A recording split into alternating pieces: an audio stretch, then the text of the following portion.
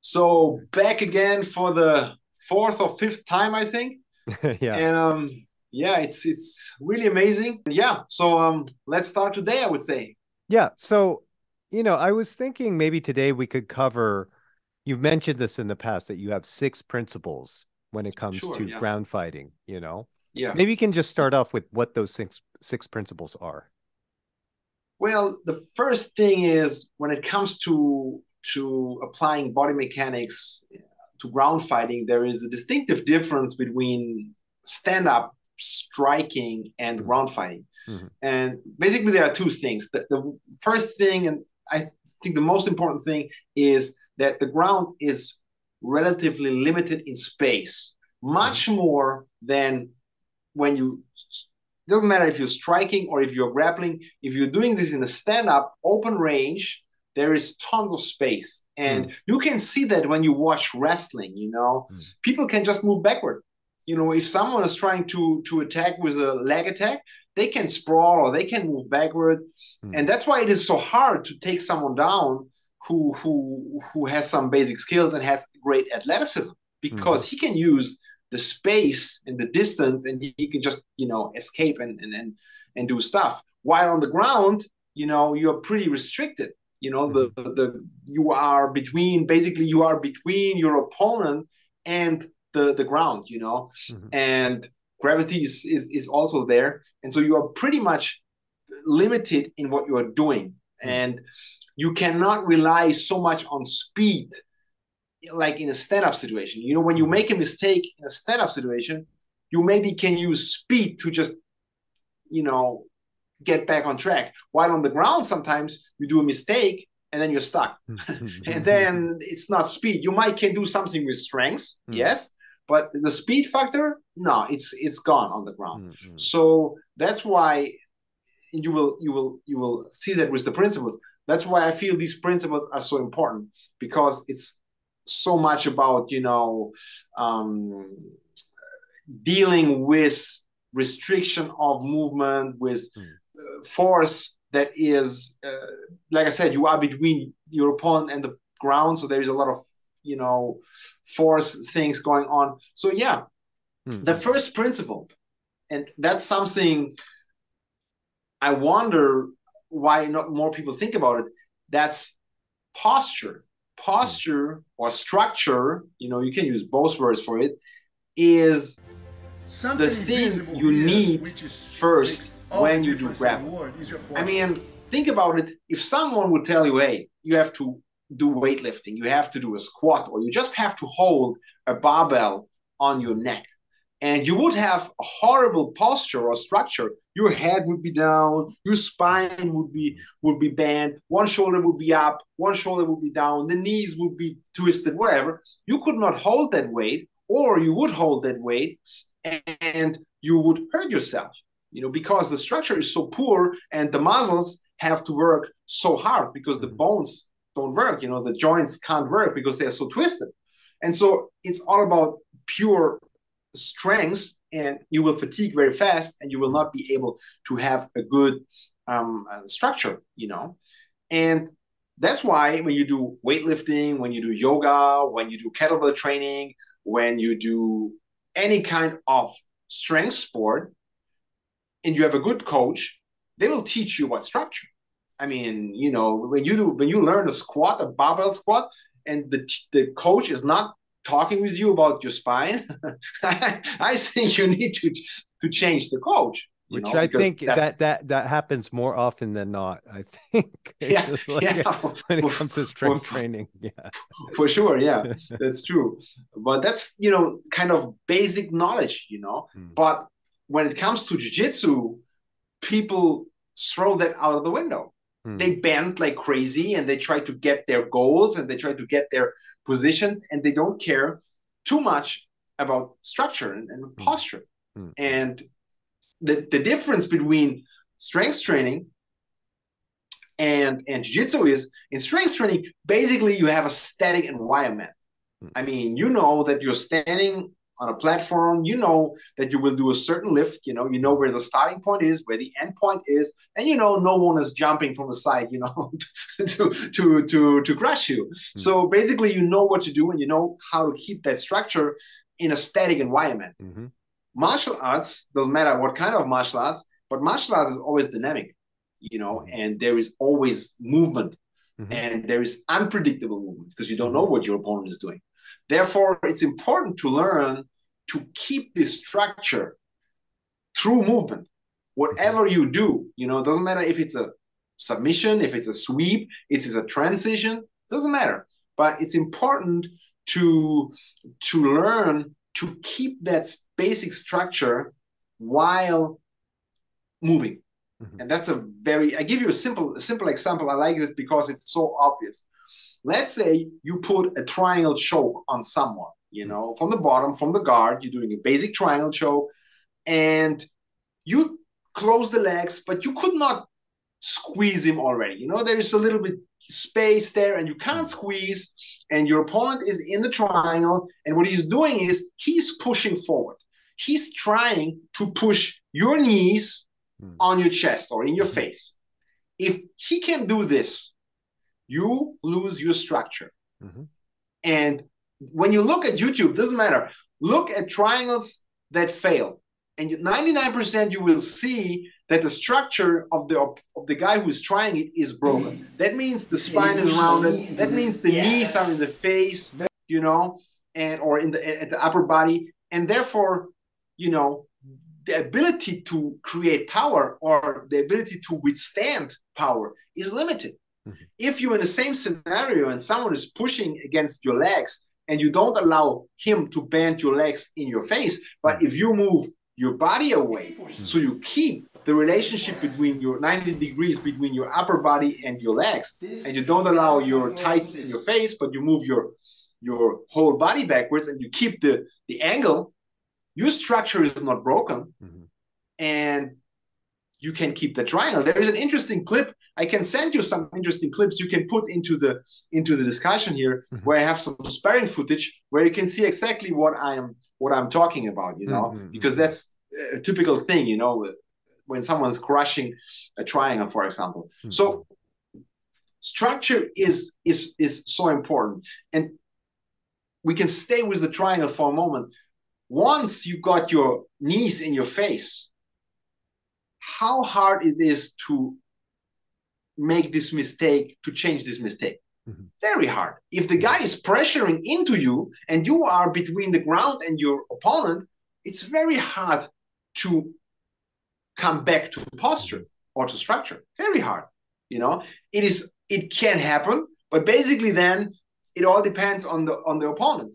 Does he give you space? Does he release the pressure so you have a chance to change your position again? But if he is going forward and pressuring you into the ground, there is no way and no space to, redone your mistake, basically. And that's why it's so important to have posture and structure in the forefront. You need that. You cannot change. You cannot roll around with no structure. And once you need it, you get it. That's not the way it works. You need to keep that the whole time you are training. And for me, that's when I roll. I'm very playful, and when you get older, you don't want to go too crazy with some younger guys. And usually, I allow my opponent every position. I allow them to mount me. I allow them to get side control on me. I allow them to get back control. But what I don't allow is my structure to get broken. That's the thing. The one thing you should never allow. It can happen when you make a mistake, of course, and you basically maybe lose it, the exchange or the match. But this one thing is the thing you should never, ever give up when you roll. Let him pass your guard. Keep side control, have your structure. You might get out of it, if you're patient enough. But if your structure is broken, then that means you're completely relying on the intelligence or the skill of your opponent. If he's dumb enough to make a mistake, you might get out. But if not, you're done. Right. So that's why I think structure is the first thing, the fundamental thing you need in order to get a good jiu-jitsu, effortless jiu-jitsu. So a couple things come to mind.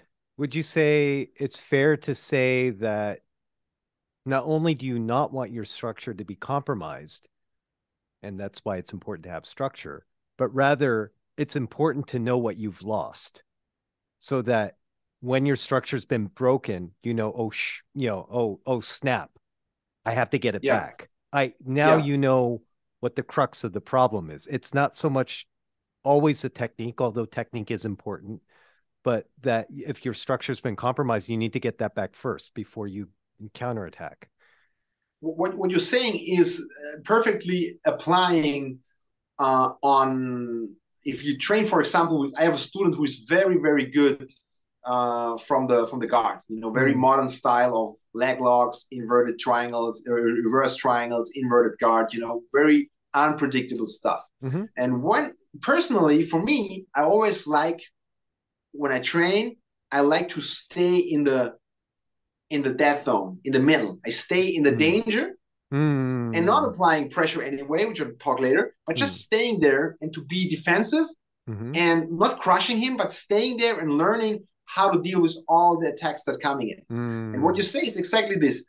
You have to learn the feeling of, oh shit, something is going wrong. It doesn't matter if you know the technique or not. It's just, oh shit, something is going wrong. I need to fix that.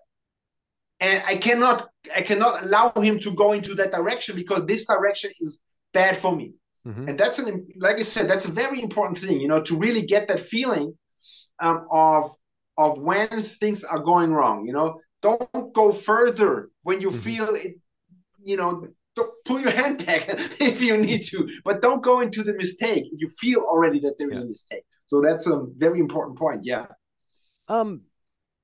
So if you're drilling structure, and I think for anybody that's done jiu-jitsu, like, sometimes they talk about, you have to get your base and structure is important. And, one of the things that comes to mind is somebody has you in your guard and do you have your base properly? And this is good structure, posture up, et cetera, et cetera.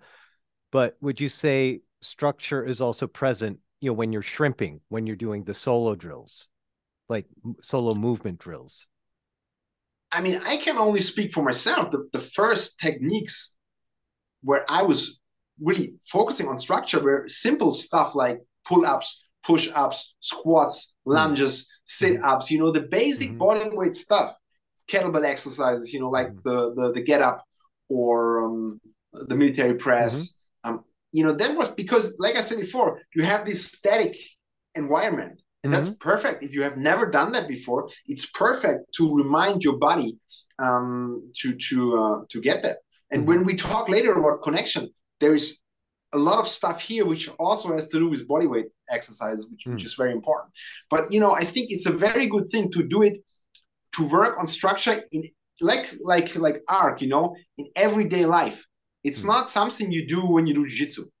And then you walk around the rest of the day with a hunchback, That's not how it is. You should learn that stuff and practice that stuff, whatever you're doing, because everything is an act of conditioning. If you do strength training and you do everything like this when you bench press or whatever, don't expect that when you are under pressure and when you're using strength in a jiu-jitsu match, don't expect that you will keep a good posture. No, you will fall back to these patterns you drill all the time. That's why I think it's so important to really be mindful, not just in jiu-jitsu, but in everything you do.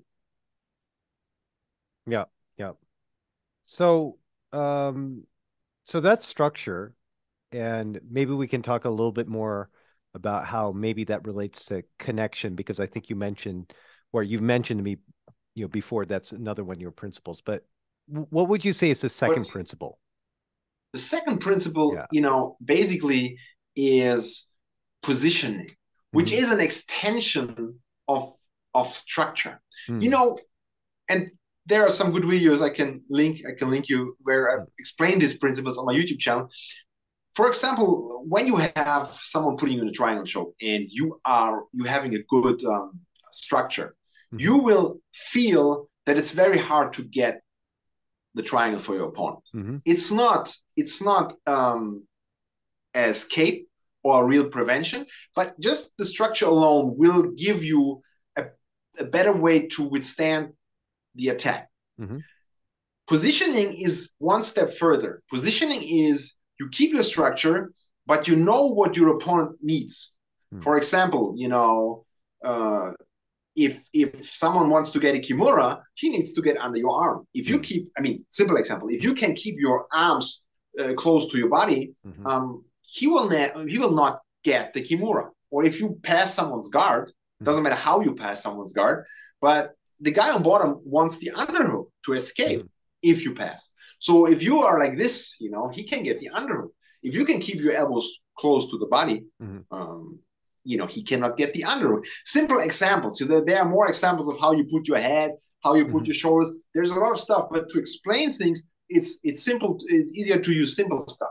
So when it comes to positioning, like I said, you don't allow him to get the underhook. You know he needs the underhook when you pass or when he wants to do the kimura. He needs the space under your arm. There's no kimura without, if you can occupy the space under your arm, there is no kimura. Very, very, very simple. Same with the triangle choke. If you are not allowing this position to happen, but if you can keep that straight, there is no triangle choke. So if you know that, and if you can occupy that space while moving, that's positioning. Basically, I would say it's like when you box with someone and you keep the hand here because the fist that comes has to travel to this space, but you occupy the space so the fist cannot touch your chin. So that's what I call positioning. And it's important to understand positioning is not the same as, stalling. When you are in turtle and you lay down and you do this, that's not what I mean. Like I said, when you pass someone's guard, when you are active, you can attack and still you have positioning as a defense mechanism. You can use it in purely defensive things, but you can use it in attacking. You attack while you are using positioning to be defensive. And that's an important point. And that's what I think is the most important quality when it comes to defense, especially when you're on the wrong side of 25. When it comes to positioning versus, defending, countering things, because, everyone is interested in countering things. Oh, I need leg lock counters, or I need armbar counters, and everyone wants to learn the secret escapes or counters, doesn't matter, But when you think about it, let's say you are like myself, I'm 45 years old. I care about my joints and I roll with someone and someone is putting me in any kind of saddle 411 leg lock style stuff.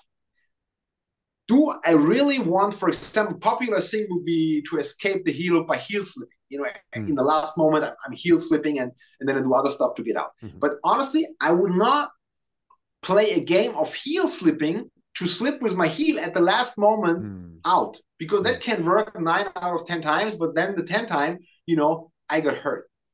If you put yourself always into bad spots and you rely on escaping, that will not, that will not work well. That works maybe well if you're young and resilient and you have a good and unique combination of power and flexibility. Some people are pretty resilient. They have power and they have flexibility. You can torque them like crazy and still they can withstand, especially when they're younger. And if you have this kind of body, okay, this can work. And this can be psychologically really bad and, tiring for your opponent. But for someone who is a little older and cares about his joints, this is not the way to go. I don't want to end up in a bad spot and then escape. I want to prevent the bad spot firsthand. I want to prevent that bad spot. I don't want to give him the chance to get me there. And that is something that is, in my opinion, the most intelligent and smartest way to deal with attacks. Prevention, not escaping. You do not want Hodger Gracie in the mount doing the cross choke on you and you say, okay, now I escape. That's not the idea, which doesn't mean that you should not train escapes, but which means that when you really want to play your A game, you should better rely on prevention and positioning, because positioning essentially is prevention, than just escaping things. Actually, thinking back to one of our previous conversations where you talked about rolling with Roy Harris for the first time. And yeah, so now you're about 45 and, you know, you were about what, 25, 26 when you first met him, right? Yeah. Would you say what you're just saying now is maybe kind of what Roy's approach was when he was dealing with you at the time? Definitely. When you rolled with Roy, I mean, you could get, basically, he allowed you to get into every position, including mount. But you never had the feeling that you have achieved anything. You know, it was like, yeah, I'm in mount, but I have nothing. Oh, yeah, I have side control, but there is no connection, there is no pressure, there is no structure breaking, there is nothing. Just one motion, or just waiting for the right opportunity, and he just throws me out. And he was, I never saw Roy doing escapes in the way of doing the high checker armbar escape, or, you know, he never allowed things to go that deep. He was always preventing in the forefront. Never, you know, because, you know, if you do that, and from my own experience, when you're younger, you do a lot of crazy stuff and you allow people to get you chokes and something, you know, it's usually, you always get hurt. And you even if you can escape the armbar with the high checker escape and you roll out and something, yes, it works, but still the arm is sore. You know, it's like, if you, I mean, technically, of course, there's good stuff, but if you drill that competitively, and then someone is trying to crank your arm and you're trying to escape, that will hurt. You know, it will be painful. You know, and if you're young, nothing will happen. But if you're a little older, you might get, you know, elbow problems for 6 months of that. So that's not the way you should deal with it, in my opinion. Right. Okay, so, you know, we talked a little about positioning, but so what about the connection? Yeah, you see, that's the principles usually are going in a certain order. You know, sometimes you can switch the order, but basically that's the order I talk about is the order I use them in fighting. So first, like I said, you have structure and position and posture. Second, you know, you have the positioning as mechanism for defense, so you don't have to, you know, like, oh, there's something here, there's something there. You need to have patience. You make the game a little bit more slower for yourself. So that's why it's so important. And once you have your defense down, you will in any position, bottom or top, doesn't matter, you will have contact with your opponent. And basically, there are two I shouldn't say ideas, two scenarios. Either I put my weight deliberately into my opponent in order to control the situation, in order to slow the situation down, or I put my weight away from my opponent in order that he cannot move me. Give you a simple example, not that simple, but when you see modern leg lockers, you see a lot of scenarios where they are in butterfly guard and their opponent are on top and they are on bottom. And the opponent from butterfly is trying to use pressure, but what he's doing is he's just moving into the guy.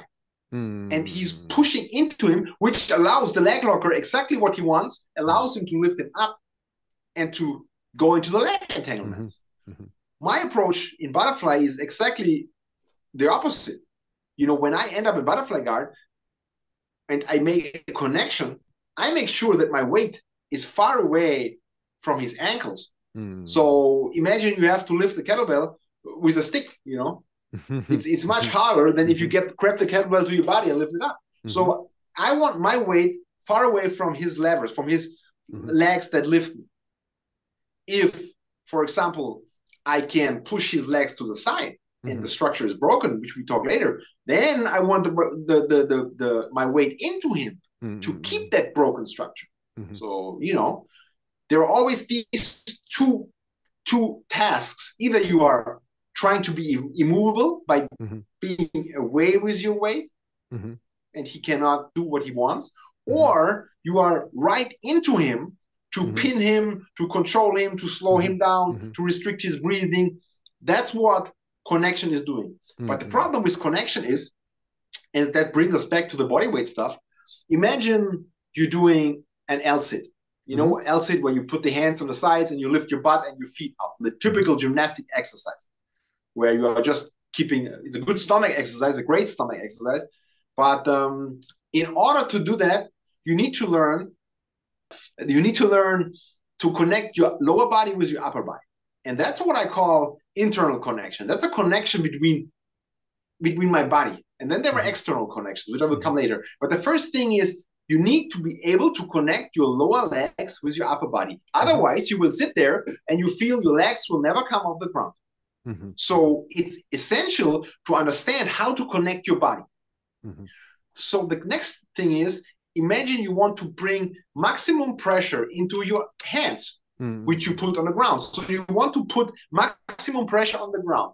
The only way to do that is to have internal connection. Because if you cannot lift your legs from the ground, you will not have maximum pressure in your hands. So it's important to understand that with many things in Jiu-Jitsu, in order to create pressure, you need the connection in your body. Otherwise, you know, your body weight will flop around elsewhere. You think you have body weight in your hands, or you think you have body weight in your pressure, but you don't. You have it somewhere else because you do not have connection between upper and lower body. Well, that is what I call the connection in the body. And then there is the connection, you know, between me and my opponent. So how to put the weight in his stomach that he really feels everything. But therefore, I need to be able to connect my upper and my lower body. So then I have control over my body, and then I can place my body in certain ways. But before I have no control of my own body, I will not have, you know, connection, a good connection with my opponent. And I think that is, connection is the hardest thing to explain. You know, it's basically the best way to feel it. But I always explain it with this kind of bodyweight exercise, where you feel like how you can put the whole weight in one hand. Like you do a push-up, and when your butt is up in the air, you know, and you're flopping around, there's not much power in the hands. But if you're able to switch it to a handstand, the power will change. You know, so it's like you have to be able to understand how to move your body in order to put maximum pressure in the connection point. And you have to understand, which will come later, the structure breaking. You have to understand, can I put pressure into my opponent, or can he use that for flipping me over? Because you cannot just do pressure, and then the typical thing, you just in side control, you pressure like crazy, and then you get flipped. That's something you don't want. So it's a complicated issue, basically. I was gonna say you know, I got a guy that I drill with, Christoph, and he does randori with, you know, judo collegiate champions and that kind of stuff. So one of the ground drills that we do is like kesa because if you screw up how you're applying your pressure in kesa, you'll just get flipped, basically. Yeah, and like where you place your weight properly, and you just do that over and over and over again to figure out how do you place your body weight in what manner, you know, with connection, et cetera, et cetera. And then I was going to say, like, arc, even though it's not ground, like in the beginning, like if you just lean onto somebody, you can lean onto somebody and think you're playing your body weight. But if and this goes back to your structure and your posture, if you don't have your posture and structure, you can't actually place your body weight into the person. But usually if you get your structure and your alignment and you lean into the person, you can 100% put your body weight into them and they can't hold you. Like if you toss a 50-kilo kettlebell at somebody, nobody wants to catch that, you know? Yeah. But it's easy to pick one up, relatively speaking, you know? Yeah, it's really, connection is really, it is connected with structure breaking, and it's connected with pressure. It's something that is really right in the middle, you know, which is used for, sometimes, you know, you do connection and then you do pressure. Sometimes you just get the chance to get in and break the structure and do connection later. So it's kind of a thing that is right in the middle of many things, but it's so important because it slows down everything. It slows down the game. And one thing is important to understand from the perspective I'm talking here.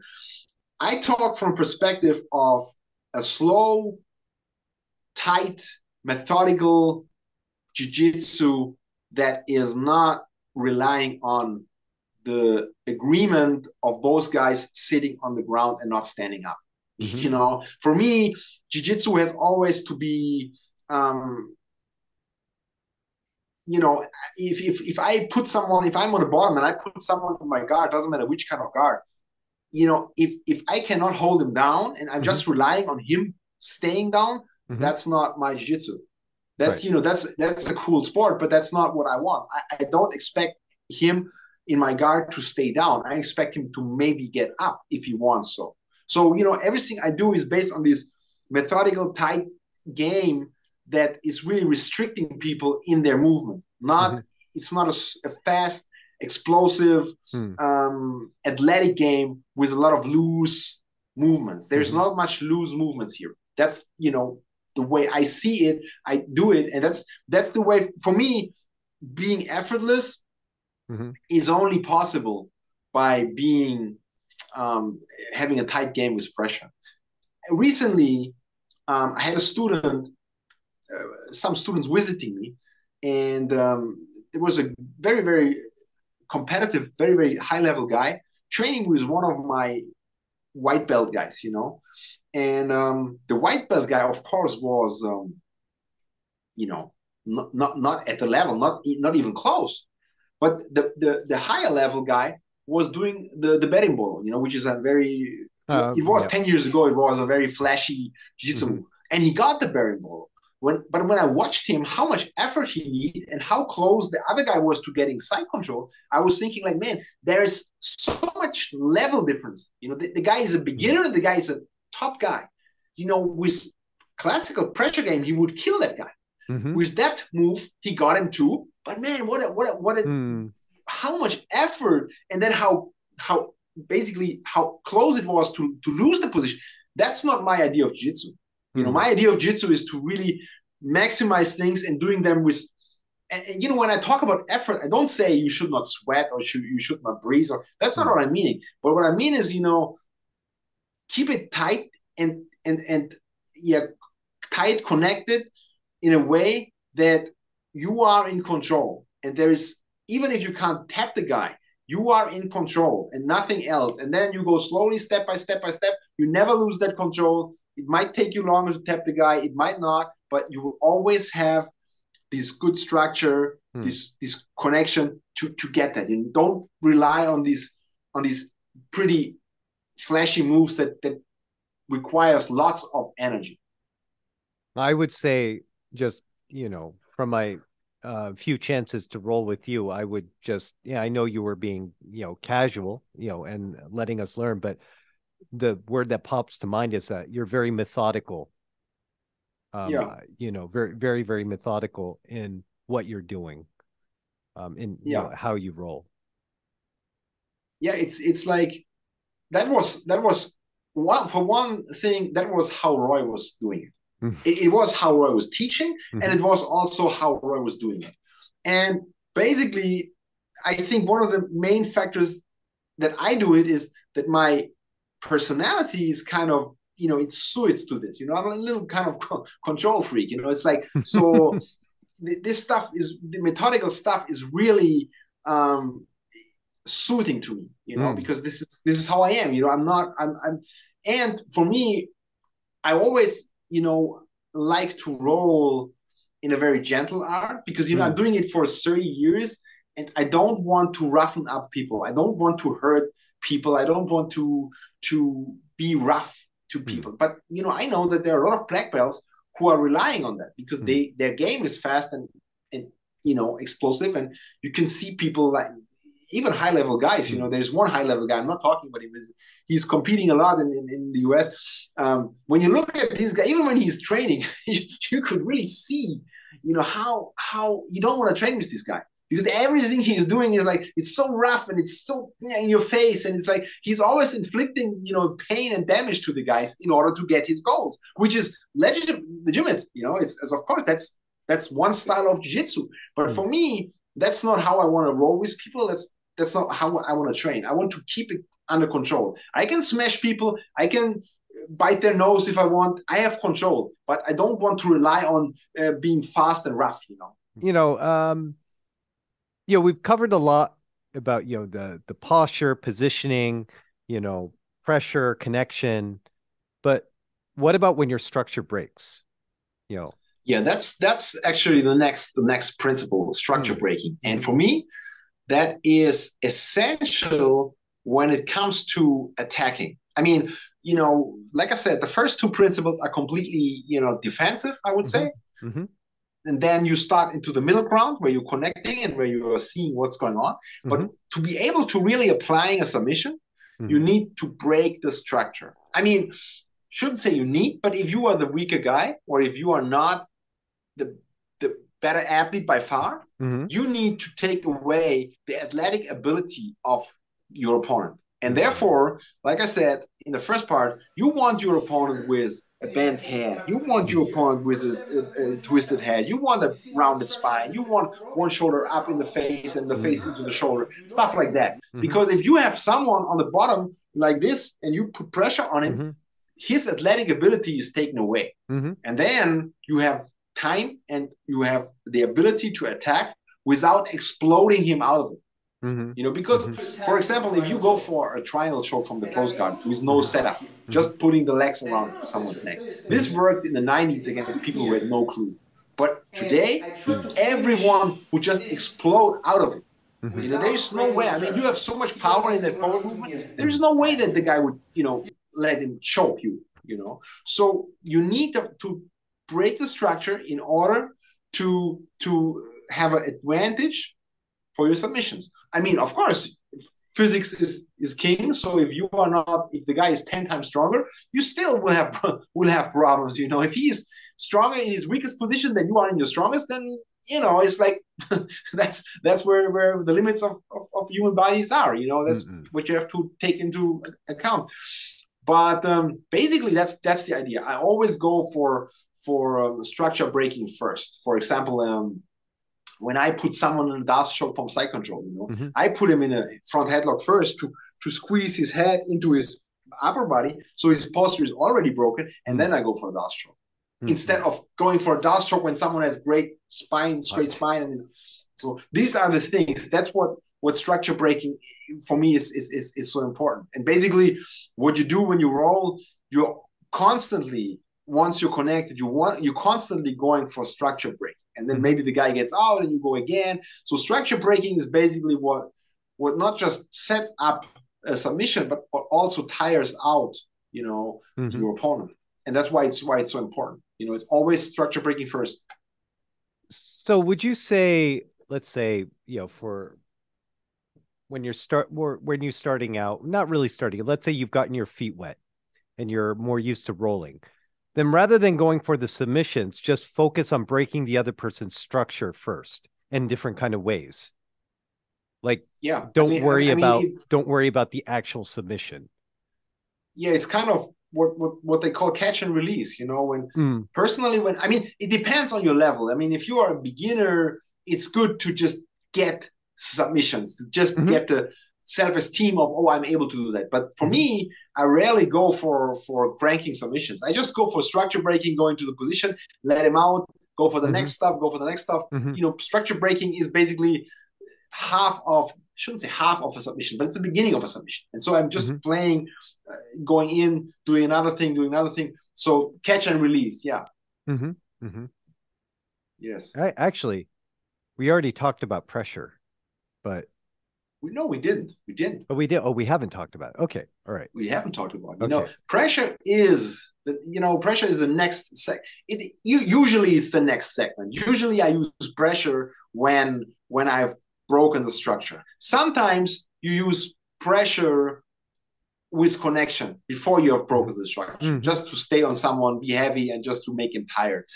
If you are in a good position where you don't get swept or something.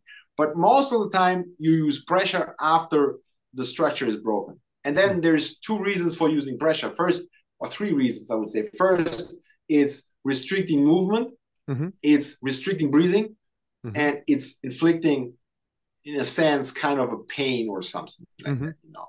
And these, you know, I mean, the idea of pressure, the way I learned it from Roy Harris was that when someone is good with pressure and you roll with him, the only concern you have is to get away from this fucking pressure. You know, it's like you don't care about escaping, you don't care about, you know, attacking, you know, you only care about that the pressure has to end. You need some space to get your chin back, and you need some space to breathe. And so your focus is completely shifted away from attacking, shifted away from doing smart, intelligent defense. It's just surviving and getting little gaps for breathing or for relieving the pain. And that is what really makes pressure so efficient. Pressure is, you know, once you've broken someone's structure, you can really put pressure and just wait and just let the pressure work. Because pressure usually should not be like an active squeeze. Because try that. If you take a heavy bag and you squeeze him for a minute, you get tired, you know. That's not what it is.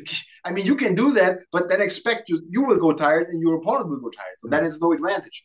But what usually I do is I anchor myself, and, you know, then I put the pressure, I let the body sink into my opponent. So it's just the body that is sinking.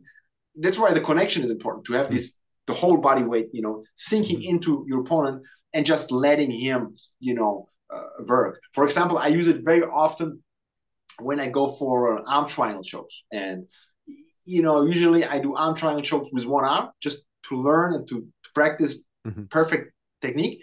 So when I got there and I'm not close to choking the guy, I just put my pressure there. I just put my pressure and I do nothing. I just wait, and the pressure is just working. And with the arm triangle, you can see it really fast. You know, some positions are faster than others. And you just wait, and the arm goes up and the breathing goes heavier. And one, you know, you will either you get the tap or you get the guy, you can close the triangle. So pressure is really something that is really helping you to make your opponent tired.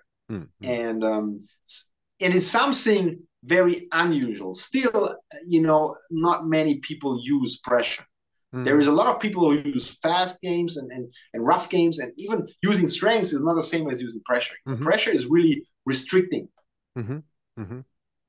I remember, what was it? The Budo. You released some videos on that guy's site. What's his name? Roy Harris did a segment with him. Budo Jake. Yeah, Budo Jake. Videos from, yeah. How much pressure is on your he does a segment with Jake where he gets on top of him. He's like, how's the pressure? He's like, 6 out of 10. How's the pressure now? 9 out of 10.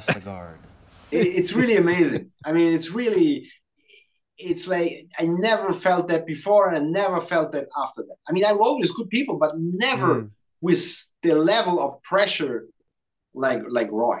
And it's like, you see, I mean, I have seen him even later when he was in his, you know, late 40s or something, you know, he rolled with all of us, you know, and he was not in shape, but he crushed us. You know, he was able to play this slow, methodical game because he had the pressure. And that is something that's why I think even now he's in the 60s, he is still a great game, because that's effortless. You know, it's not that he's not sweating and not breathing, but it's effortless in the sense of he doesn't need raw power and endurance.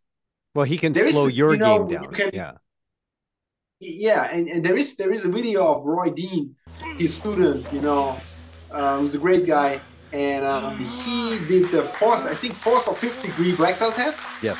And yes, Roy was doing what Roy was doing. You know, he was crushing him. And people on Reddit, you say, "Yeah, man, what is this old man? Why are you not trained? You cannot even get away from the old man." They have no idea. Because honestly, when you look Roy rolling, and even for myself, when you look at it, it looks like, man, I just get out of this old guy. You know, it doesn't look that dangerous because this is, you know, invisible. You know, it's like, but when you felt it, you know, that's so different from watching it.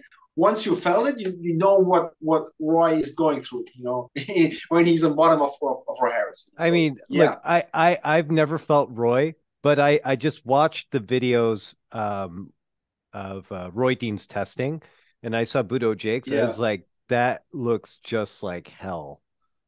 Like I would not, because and I was watching his toe connection actually to the mat.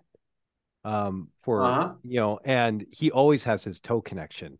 And I was like, if he's got strong feet and strong toes, and you know, transmitting his whole body weight onto a point sometimes, like, and then that would not be good at all. Yeah, I remember whenever I rolled with him, my jaw was sore for days. You know, it was. I remember my purple belt test. You know, I was lying there, and the purple belt test was like, you have to roll with him for 10 minutes, and he will not tap you. He will just give you pressure, but you cannot tap. You cannot tap, or you get, you know. And he said a lot of people have vomited. You know, so I was not eating anything before, and he put me through 10 minutes of pressure.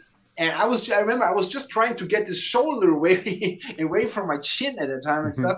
And it was absolutely, I was not vomiting. That was really good. But it was like, he was completely crushing me. And you know, it was like, 10 minutes, just, you didn't even think about escaping or something. You just think about surviving and getting this fucking pressure away, which is really something. If you can do this, it's the best thing you have for jiu-jitsu, in my opinion. Do you think Roy got that from Rickson, like the pressure game, or? I think he got the motivation and the inspiration from Rickson. I do not think that he got it technically, because he was not training that much, and I don't think that the connection was so deep. But the inspiration for doing it, it was from Rickson. Like I said, he told me when I talked to him in the car at our first seminar, he grabbed my arm and said, you know, that's how Rickson felt, even when he's on the bottom. And that's something really important too. You have to understand, pressure is always there from the bottom. It's not just the thing. Of course, from the top, it's even more, you know, powerful. But it works from the bottom. It works from closed guard. It works from open guard. You know, you need this principle of push and pull. That's something when you play. That's something I see rarely. When you are on the bottom and you do guard work, you need push and pull. And what I mean by push and pull is you need something that is pushing against the guy and something that is pulling. So you want him perpendicular to the floor. Whenever someone is with his head up, he's in a strong position. So if you have butterfly guard and the guy is sitting like this, you have nothing. If you have open guard and the guy is sitting like this, you have nothing. If you can keep his chest, his head to your chest, or your 2-on-1 control, that's what you need. And then you need to push with your legs in order to get these two forces going. If you only pull, he can stand up, and if you only push, he will get up. But if you have push and pull, that's the main part, and that's so important from the bottom. If you want to create pressure from the bottom, which is essentially, like I said before, if you want to have a jiu-jitsu that will keep people on the ground, that's what you need. You know, that's what you, because otherwise, you know, they will stand up. You know, if you just play this loose game. Right. No, that's really interesting about creating pressure from the bottom. Do you know about when you realized that in your training, you know, creating pressure from the bottom? I know that Roy taught us open guard with 2-on-1 pretty early, but sometimes it took time to realize that, you know, and to make it work. And I think it was not, I mean, I was not an open guard guy. I was always close guard. And I think it was in my black belt, when I had my black belt already. You know, I think a lot of this stuff, I think the most of the mechanical stuff I discovered after I was introduced into the internal stuff. I did not discover a lot of mechanical stuff before 2008 and 9. So yeah, but the push and pull, I remember 2 years ago, some guys came to my gym from some students, and they rolled after the seminar. We rolled a little bit, and they were really surprised about this push and pull. They never realized how this can work, and that's really a good. And Roy was always doing. Whenever he was playing aggressive game, he was having a 2-on-1, which I think 2-on-1 side guard, side half guard is amazing. I mean, you can do a lot of stuff from the open guard, but you need to have a great dexterity, healthy knee joints, healthy hips, and it's like, it's very, very, if you're really relying on K guard, X guard, I mean, I like that stuff, and I teach that. I understand that. It's not a bad thing. But even if I play K guard, I mean, for example, I was teaching K guard last week. Even if I do K guard or X guard, I still have a strong 2-on-1 connection. I still have a push and pull. Otherwise, I would not play that stuff. I would not play it letting him stand up and then just withering around his legs or something. That's not my thing. I always want to pull in perpendicular, creating pressure. Yeah. You're not gonna throw out a random Imanari roll? Yeah, we really drilled Imanari, because I had a student who was really tall but really skinny. And when he should fought the tournament, we said, you will not have a double leg. It's not working for you. So let's play some leg entanglements. And he was really good at the Imanari roll. And this, I mean, it can work. Even we did it in MMA sparring. It can work. It's something that is, but it's far from being, for us or for me, something that I can 9 out of 10 I will hit the Imanari roll. No, that's not. And so it's good to know and to play, to understand what can happen to you. But you need to understand where your strong points are. My strong points are definitely in controlling situations. But I have to admit, you need people playing modern games. Otherwise, you will not understand what to control. right. So you cannot expect to have a 90s game without any adjustments and go to a 2023 training and will be able to stop all the entanglements, because you don't know what's expected. You need to train with these guys to understand, to update the old game. In other words, otherwise you will be helpless. Well, that's the question that's always asked, right? Like, would Rickson be able to compete in the modern game? I think if you would take Rickson from the 90s straight here with the technical game, he would not. But if you would give him time to adjust a few months, and if you would and given he was healthy and strong and young, I think his ability of his quality of movement would help him to deal with all that stuff. Because and I think a lot of the modern stuff emerged at a time where pressure was not vogue. It's like no one was using pressure in the late 2000s. And that's when all the berimbolo stuff started. Nowadays, you see pressure passing. You see a lot of pressure, wrestling. You see leg locks are not that, so successful anymore because people are using pressure again. So, that's what I think the time where these crazy entanglements came up was the time where no one, maybe except Roger Gracie, or Chandra, but not many people were using pressure. So that's where this crazy stuff was emerging, I think. So, if you're on the receiving end of pressure, a lot of times it's like hard to breathe. And like, is that something you focus on? Yeah, breathing is my fifth principle, my sixth. And I put it at the end, not because it's not important, because it is important, but because I think if you have not the idea of jiu-jitsu, breathing alone will not help you. It's better to focus on the real stuff first, and then you introduce the other stuff. But breathing is a little bit the same like posture and structure. You need to practice it in daily life, and it's like you need to understand basically when it comes to breathing, there are two functions. You can create pressure and strength, and you can create relaxation and endurance. So if you want to lift something over your head, you need to inhale and you need to hold your breath, like weightlifting.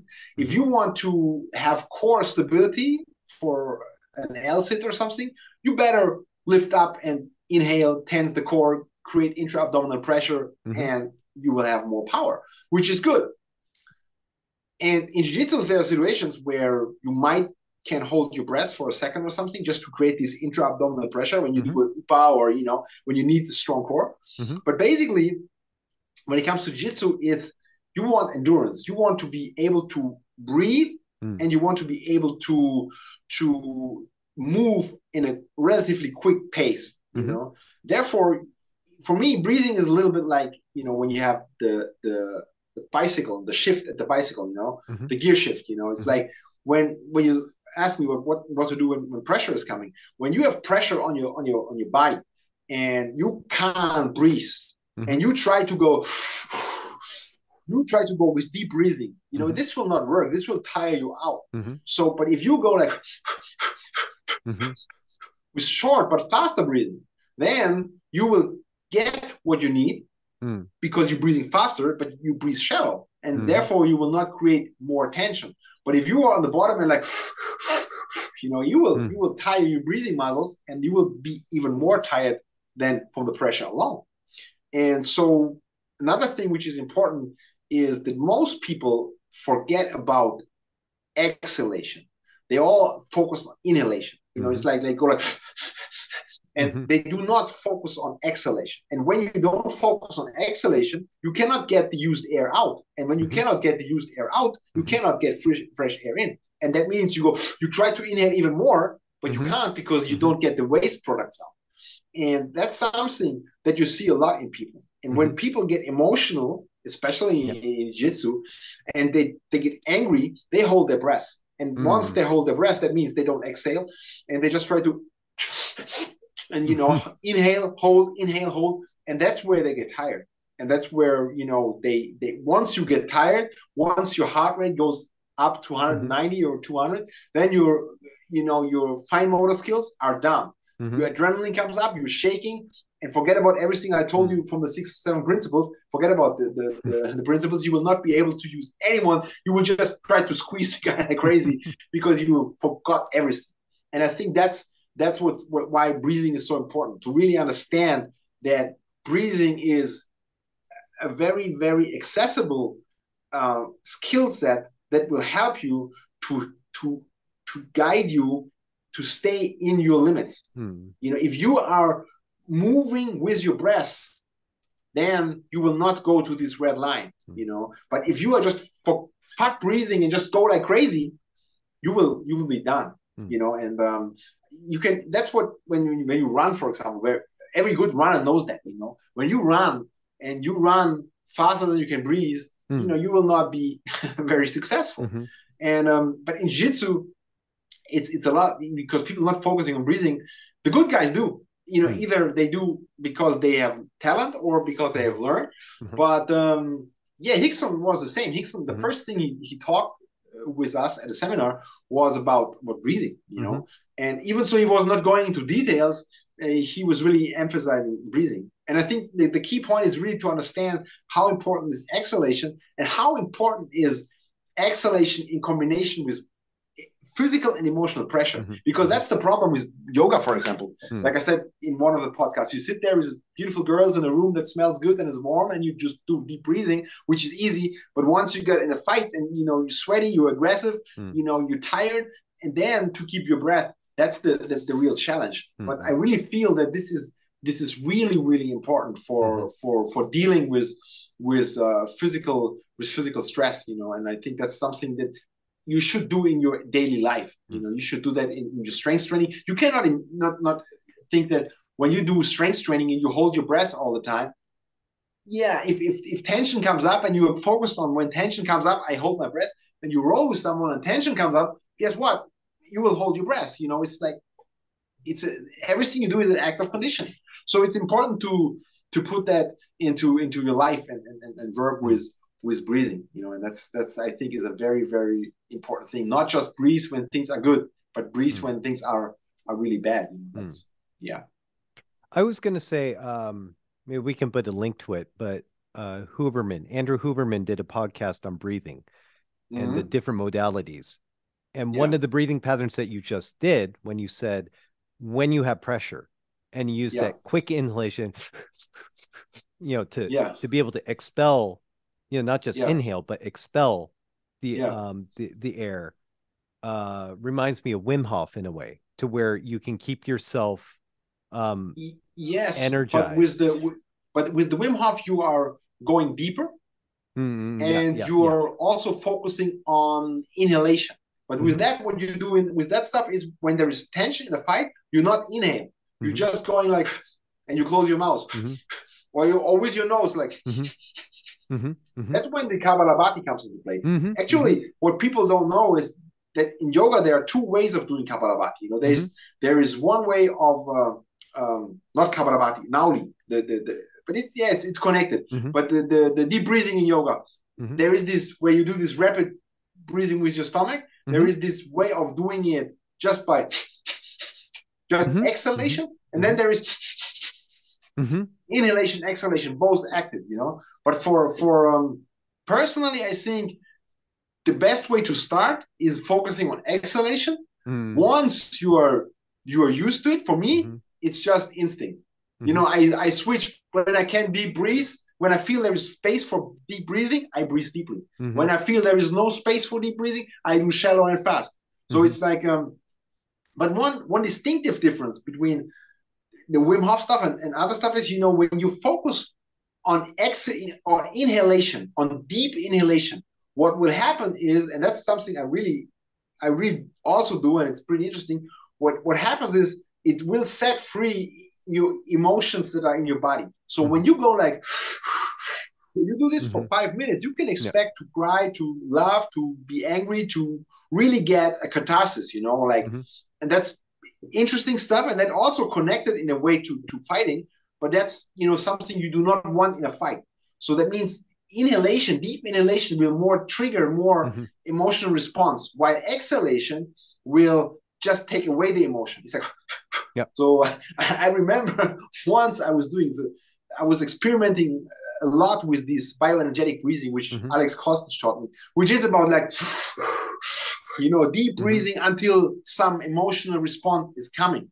And I was doing that, and I had a yoga class scheduled later, and I was doing like, and I felt that something is coming up, but I realized in the moment I need to go to the class. So I was going from to breathe it, to get the emotions away. And that, it was not the best way, but it worked. It's like, whenever, for example, when I was with my wife and she gave birth to our son, it was about stress. I was breathing the emotions away, not allowing emotions. That's the main difference between when you focus on inhalation and focus on exhalation.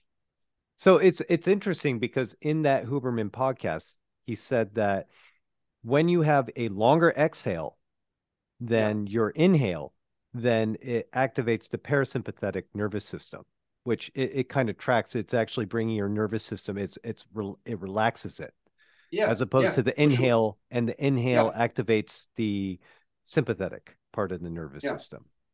What happens is that, really, like when you walk, do a walk, and you go like, you will feel, or when you are in cold water, you sit in cold water, you will really feel that the exhalation got longer, the inhalation got longer. You will just breathe just less, and you will get really relaxed in your mind. You really don't feel any emotion. You feel like more like a Zen-like idea. And that's what you want for fighting. And when you go for the focus on inhalation, you will feel that basically you feel, in the beginning, you feel nothing, and later you will really feel like something is breathing you. And it's like a soda can. It's popping up, and something comes out, and whatever, there is a lot of stuff that comes out. But the interesting stuff with that is, that's not just breathing, but you will move in very strange ways. Once you have this catharsis, like, there's really a strange stuff coming up. And from what Alex told me, and what the idea about bioenergetical breathing is that once you're able to let this stuff out, your body is relaxing more, and then after that you have more resources for everything. So when people are like, completely tense in their breathing, there could be an emotional problem there too, you know. And once there is some interesting discussion on Reddit where some person said, I don't know if it was a man or a woman, she was crying or he was crying while rolling, or and because of the breathing, you know. It's like when that's why I think it's an interesting topic too. But usually that's something I'm not too much putting into people's perspective, because it's something I think you should do with someone you trust in a very closed space, not in front of, you know, 20 or 30 people. I've seen that done with 20 or 30 people, and there's some crazy stuff going on, but I prefer doing that, you know, privately with people that you can trust, and they can catch you when things like that going on. So, you know, if you're able to breathe better, does that help you to relax more, I guess? Yeah, that's for sure. Relaxation is also like breathing. It's my last principle. It could be my we could switch that. Relaxation and breathing is basically relaxation is, or breathing is one way to get relaxation. It's not the only way to get relaxation, but it's one way to get the relaxation. But I think relaxation is very misunderstood in any martial art, and I think it's something that makes every outstanding martial artist is relaxed. And by relaxed, I do not mean like a cooked noodle, like most people when you see them move. That's not what I'm saying. But relaxation, basically, let's keep it this way. I think, you know, gravity has a pull on every one of us. You know, gravity is pulling us down, and you need tension to stay upright. Without tension, you would be on the ground. But relaxation is that you will understand what tension you need to be upright or to move, and what you do not need. And that is, you know, it's to understand what you can switch off, which muscles you can switch off in order to achieve your goal. And that's when you have, it doesn't matter if it was Muhammad Ali, Anderson Silva, Akusawa, you know, you can see there is one thing that you can see in all of these people. There is grace. There is a beauty in it. You know, there is something that it does not. It looks easy. It looks like, you know, it looks effortless in a sense. It's and that's so different to other people. You know, a lot of people look fast and look explosive, but this effortless, soft skill, you know, that looks like they were floating, you know, that is what really makes, I think, outstanding martial artists. And I feel in jiu-jitsu, it's very hard to achieve. And some people have it, and some people never get it.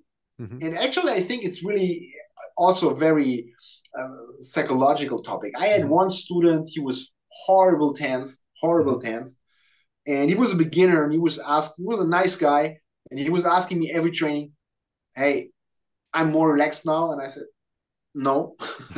So, and once, you know, actually we did a breathing session. So it was funny. We did a breathing session of this bioenergetical breathing. And then he told me, he said, you know, for me, every sparring is like a street fight. I cannot afford to lose, you know, and I don't know what kind of problems or things there was behind that. But with this mindset, you cannot relax. You know, that's not the way you will relax, you know. And I had another student who was also very tense, and I really had a lot of talks with him, and he got it. And once he got it, he changed to be a complete different person on the mat. He does great techniques now, you know. He was the only guy who really switched from 0 to 100. Really amazing, you know. Rarely, but that was the case. But I think relaxation is it's the foundation to understand. Everyone is focusing on tension. You know, you need to lift. But think about it. No one,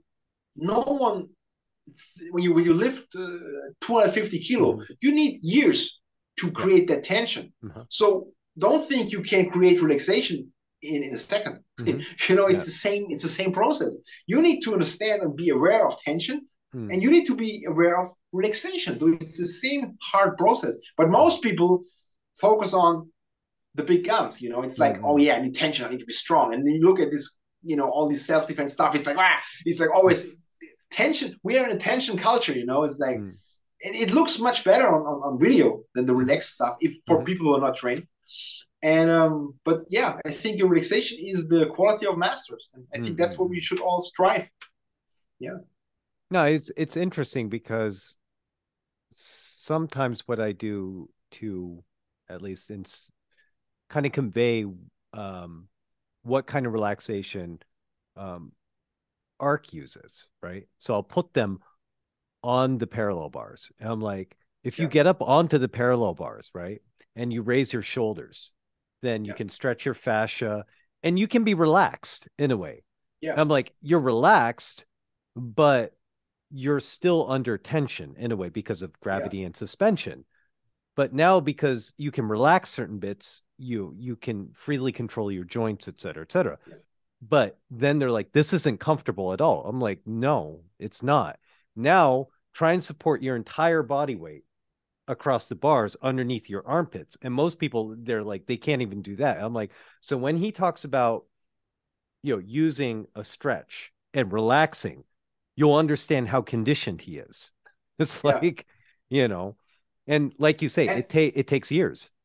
Yeah. And you have people, when you put them on the parallel bars, they couldn't even raise their shoulders. They're just like this, it's like there's so much.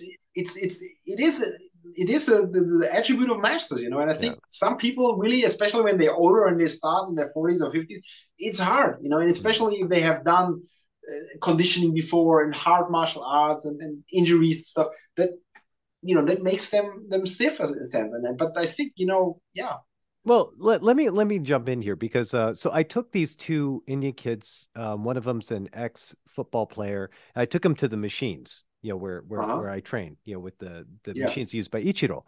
And I'm so used to seeing all these people with all this mobility and relaxation, but when he tried to just move his ankle, like he had so little control over it, and he couldn't understand why he had no control, and he couldn't relax at all. And he was just like, how come you have so much control over your entire leg? And like, he's looking at this 70-year-old guy. And it's like, what the hell? And I'm like, it's like, it's all up in here. And that's why the machines are a shortcut, And I think also, once you got injured, the first response of the body to protect the body is to not allowing movement anymore, And then I think if you have guys like, athletes like football players or who have so many injuries summing up over the years, it's so hard to get, if you don't work on it, it's so hard to get rid of the tension that which I found interesting when you look at the old cultures, the Native Americans and all their tribal dance and stuff. Makes me wonder why they did that. Did they do this just because of some, or did they really have the idea of getting rid of all the traumata and all the they have in their hard life, when they are going to war or something, that they get rid of all these tensions with all this breathing and sweating and all that stuff, which in a sense is trying to make you more relaxed in a sense. Okay. So I guess we pretty much covered your, the 6 principles, but I guess for people who are starting out, what are the simplest things that you can think of that you would advise them to to work on? Because it's hard to work on everything at once, obviously. I would say the first thing is slow down. Slow down in everything you do. Slow down in your technical training, slow down when you roll, slow down and take the time to feel, take the time to feel. Of course, it's not easy to feel as a beginner, but it's take your time to when you do a technique, for example, it doesn't matter if it's a basic technique. Whenever you do it and you do it slowly and you feel that there is a sticking point, don't rush over the sticking point, because the sticking point means there is something you do not get. So take your time to figure out what you do not get.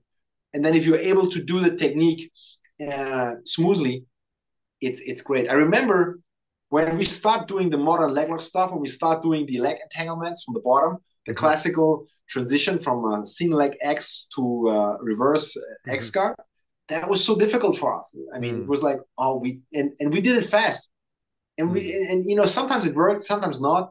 But once we start doing it slow motion, and once we got it in slow motion, then it worked. So it's always about doing it slow. Once you can do it slow, you can do it fast. But doing it fast doesn't mean you can do it slow. So that's my most important advice. Okay. And as far as I was going to say, like, obviously structure and things, like there's all sorts of ways to practice it. But what's a simple entryway? In my opinion, the best way is to really understand what the structure means. You know, focusing on a straight spine would be straight spine, parallel shoulders, parallel knees, parallel hips would be a good beginning point. You know, there's more stuff like but straight spine, parallel shoulders, that's a good starting point. And especially when you play guard, it's a good starting point to understand that you should not bring your knees to your chest all the time. You know, when you play half guard or something, you want to have this 90-degree angle. And you do triangle chokes, you want to have this angle in order to be able to create strength. So focusing on angles, focusing on straight spine, focusing on parallel shoulders, not twisting too much, not doing things you only can do because you're flexible. That would be a great starting point for structure. And breathing, the easiest way is one of the simplest ways, just breathe. And what my coach Steve Maxwell said, he said, he taught students just put water in their mouth. So they cannot, they have to breathe through the nose. You cannot restrict the nose. So you roll with water in your mouth. And once you can't, then swallow it. But that's something, the easiest thing you can do. Or if you don't, that's something that can help you to get some foot in the door. It's interesting that you bring up the nasal breathing, because that's something that's been brought up recently in a bunch of other podcasts like Huberman and stuff, the importance of nasal breathing versus mouth breathing. I would say, nasal breathing is what you want. If it's possible, do it. If it's not possible, I would say the next step would be, you don't force. If you can't, if you don't have enough air, don't go like, if you feel you need to open the mouth, then the next step would be inhale nose, exhale mouth. And if this is even too much, I would focus on going like, just until you can step back to number 2, nose, mouth, and number 1, which is, but don't force yourself to be, because that creates tension too. If you try to, this doesn't work. All right. Well, I think that about wraps it up. But